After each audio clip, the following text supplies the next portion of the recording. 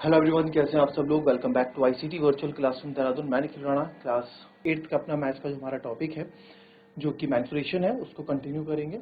ठीक है, तो जैसे कि आपने देखा कल हमारा लास्ट क्वेश्चन था, the floor of a building consist of 3000 tiles which are rhombus shaped and each of diagonal. इस तरह का क्वेश्चन हमने किया।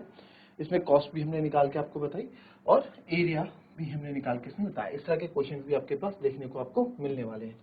चलिए, नाउ नेक्स्ट क्वेश्चन इज, बड़ा ही प्यारा क्वेश्चन है ये।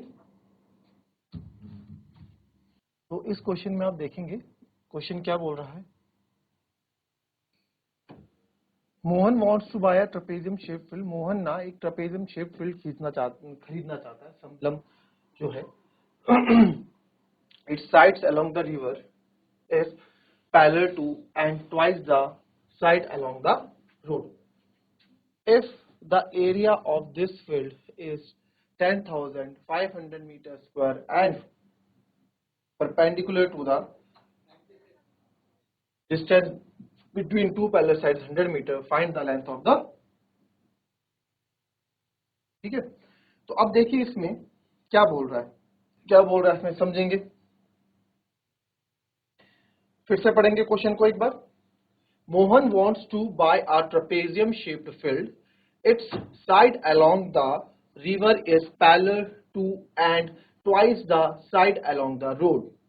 If the area of this field is 10,500 meters square and the perpendicular distance between the two parallel sides is 100 meter, find the length of the side along the river। ठीक है, ठीक है। अब क्या है इसमें समझो, क्या बोलना चाह रहा है कि मोहन जो है एक समलम चतुर्भुज आकार का खेत खरीदना चाहता है। ठीक है, it sides along the river is parallel, यानी कि नदी के किनारे वाली इसकी भुजा सड़क के किनारे वाली भुजा के समांतर है।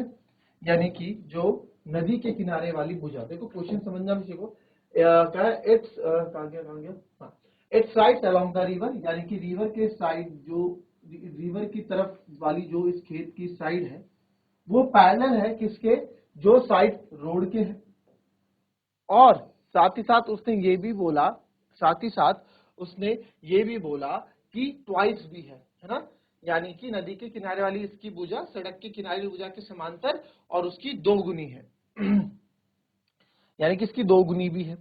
If the area of this field, यानी कि पूरे खेत का जो क्षेत्रफल है वो 10,500 मीटर स्क्वायर है and perpendicular distance between them, यानी दो समांतर भुजाओं के बीच लंबवत दूरी 100 मीटर, 100 मीटर, यानी दो समांतर भुजाएं ये हो गई। इन दोनों के बीच की लंबवत दूरी यानी परपेंडिकुलर डिस्टेंस आपको कितना दे रखा है, आपको दे रखा है 100 metre. Find the length of.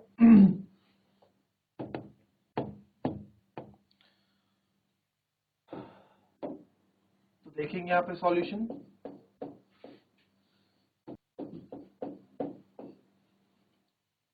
क्या है। सॉल्यूशन आइए देखते हैं।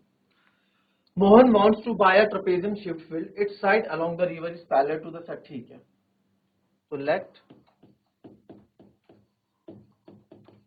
the side along the, अब देखो ट्वाइस कौन है, उसको नहीं लेंगे x, जो ट्वाइस नहीं है उसको लेंगे x। यानी कि अब देखो it's sides along the river, जो सर रिवर के अलोंग जो साइड है वो पैरेलल भी है और ट्वाइस भी है। ये जो साइड है ना ये इसके पैरेलल भी है, इसके अगर ये x है ना सर इसके ट्वाइस भी है, यानी कि अगर ये x है ना तो ये 2x है। ठीक है, तो यानी कि आप बोलोगे, आप x इसको लोगे, let the side along the road is equals to x metre. ठीक है, and then according to question के according the side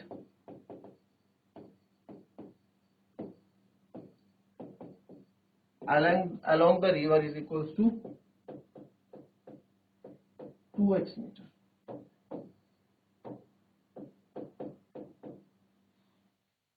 to X metre है जो कि दो गुनी है। if the area of this field is 10,500 metre square, यानी एरिया ऑफ फील्ड हमको गिवन है जो कि 10,500 स्क्वायर एंड परपेंडिकुलर डिस्टेंस हमेशा हाइट होती है, तो हाइट भी मैं यहां लिख देता हूं जो कि है 100 metre. Find the length of the side along the river, find the length of the side along the river. आपको क्या निकालनी है, length of side along the river. जो रिवर के अलोंग साइड है उसकी लेंथ निकालनी, यानी कि ये 2x मेरे को यहां से निकाल के देना। तो कैसे आएगा सर ये?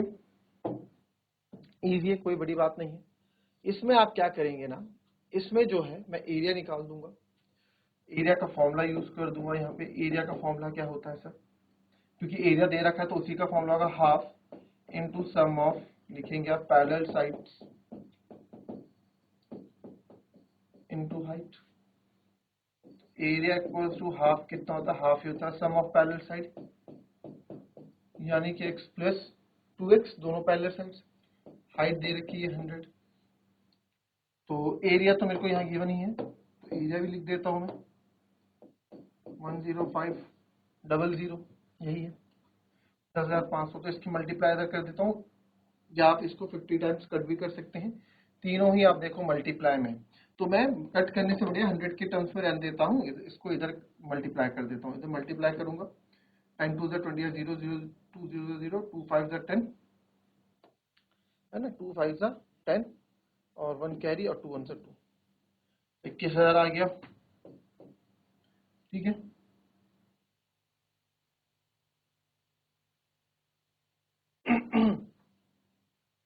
फिर इधर बचेगा 100 into 2x plus 3x into 100, multiply हो गया ना। अब बहुत इजी तरीके से मेरे को x की वैल्यू चाहिए 21,000 को हम यहाँ पे अकेला रखेंगे, है ना, क्योंकि मैं x की वैल्यू चाहिए, और इधर 3x को अकेला रखो क्योंकि x की वैल्यू चाहिए। 100 मल्टीप्लाई में इधर आके डिवाइड में हो जाएगा, और जब ये डिवाइड में होगा तो आप देखें 1 0 1 0 1 0 से 1 0 यहाँ पे कैंसिल हो गया, और आप यहाँ देख सकते हैं 210 इक्वल्स टू 3x हो गया। आपको x की वैल्यू चाहिए तो 210/3 हो गया x। जब आप इसको कट करोगे तो यहाँ पे आएगा 3 1 3, यानी कि 70। x कितना आ गया, 70 मीटर आ गया। पर हमसे पूछा क्या है, हमसे x नहीं पूछा, हमसे पूछा है side along the river. River के अलोंग जो साइड है उसकी लेंथ क्या होगी, तो देयरफॉर आप यहाँ लिख देंगे लेंथ ऑफ इसकी of side, length of side along the river is equals to कितनी होगी आपकी 2x, यानी कि 2 इंटू 70, यानी कि 140 मीटर। ठीक है, इजी, 140 मीटर।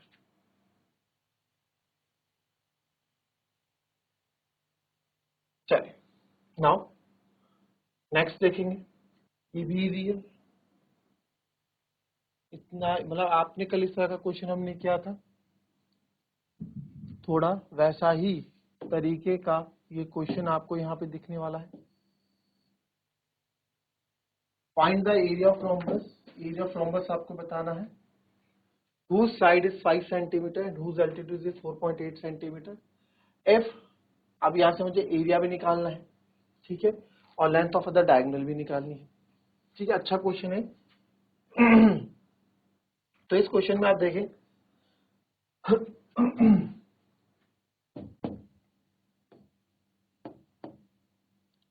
रोम्बस बना देते हैं,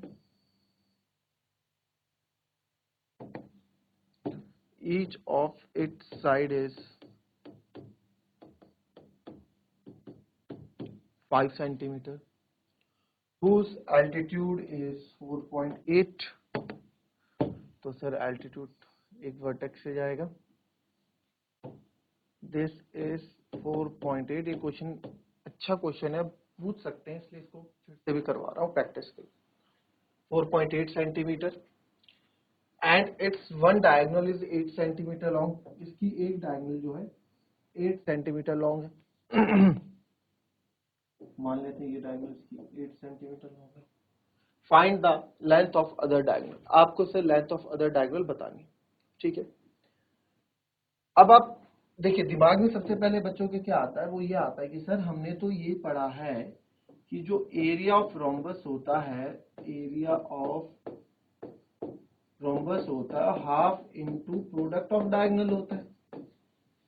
तो निकाल लेंगे यहां से, क्या पूछा है, एरिया भी तो बोला है, तो एरिया निकाल दो ऐसे। D1 आपको दे रखा है 8, D2 अरे D2 तो हमको दे ही नहीं रखा है, D2 तो हमको दे ही नहीं रखा है, तो ये क्वेश्चन कैसे होगा?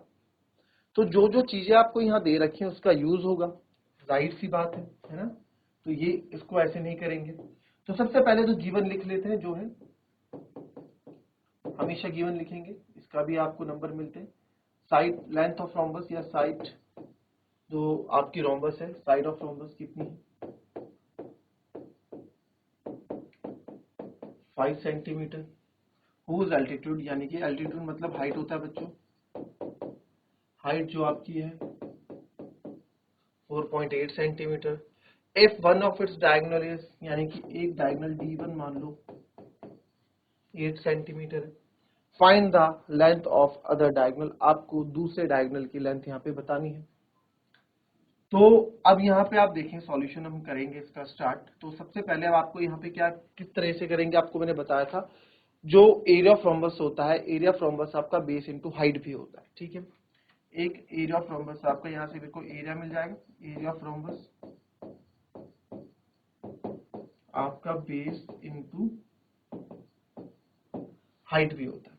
तो सर एरिया ऑफ रोम्बस क्या है मेरे पास, वो हमें निकालना है। एरिया यहाँ से, बेस आप देख रहे हैं, हाइट किस पे गिर रही है, इस पे, यानी बेस सारी साइड्स इक्वल है 5, और हाइट आपको यहाँ 4.8 सेंटीमीटर दिख रखी है।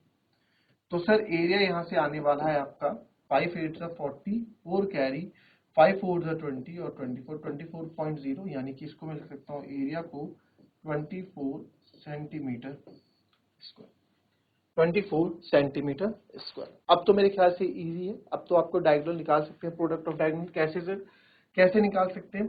अब आप बोलोगे सर बेस इंटू हाइट, यहाँ तो डायगोनल है ही नहीं हमारे पास एरिया तो निकाल लिया, बट बेस इंटू हाइट में तो डायगोनल है ही नहीं। भाई बेस इंटू हाइट तो एक फॉर्मूला हुआ ना, दूसरा फॉर्मूला है इसका half into product of diagonals भी तो है, जो मेन फॉर्मूला है इसका, वो भी तो यूज करेंगे अब, क्योंकि अब तो हमारे पास एरिया आ गया। नाउ लिखने का तरीका, वी नो दैट, हमें मालूम है कि एरिया ऑफ रोम्बस हमारे पास क्या होता है, यहाँ लिख देता हूँ नीचे, half into product of diagonal, ये होता है। दैट इज, एरिया को हम डिनोट करते हैं ए से, और half product of diagonal D1 into D2, ठीक है।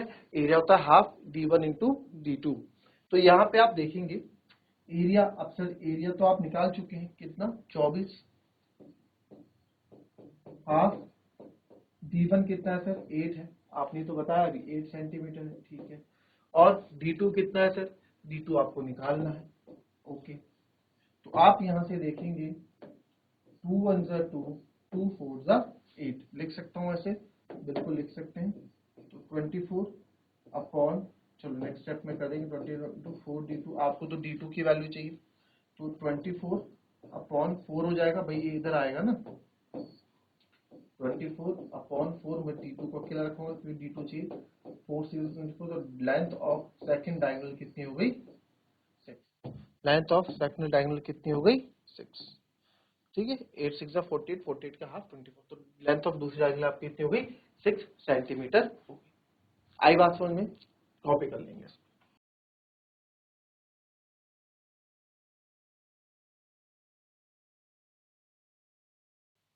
ठीक है। तो इस तरह के क्वेश्चंस आपके यहाँ पे आएंगे रोम्बस मेंस्ट्रुएशन में। कुछ और क्वेश्चंस बचते हैं, उसको हम नेक्स्ट क्लास में करेंगे। और एक टॉपिक सिलेंडर है, उस सिलेंडर के बारे में भी हम नेक्स्ट क्लास में पढ़ेंगे। सिलेंडर आपका शेप है, उसमें वॉल्यूम भी रहेगा, एरिया भी रहेगा, उसके बारे में, उस आकृति के बारे में हम कल पढ़ेंगे। किस क्या सिलेंडर होता है, बेलन का आप कैसे यूज करते हैं, किस तरह के उसके क्वेश्चंस आते हैं, ठीक है।